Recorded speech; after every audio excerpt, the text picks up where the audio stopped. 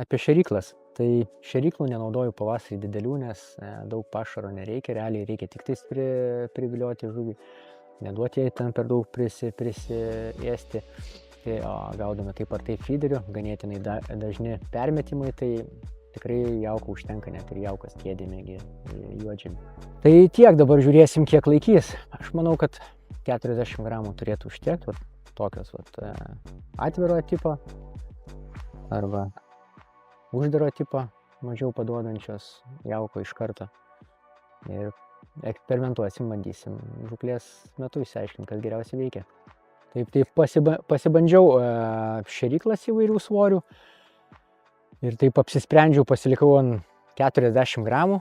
Galėčiau dabar gaudyti, manau, drąsiai ir su 30 gramų, bet aš kažkaip tai manau, žinant Nevėžį, kad dar vandenį pradės kelt, nes dabar labai stipriai numestas jisai. Tai kad nereikėtų po to keisti labai kardinaliai svorio ir nepasikeistų taškas, tai vos užsisunkinau, manau, per daug gal 5 gramų.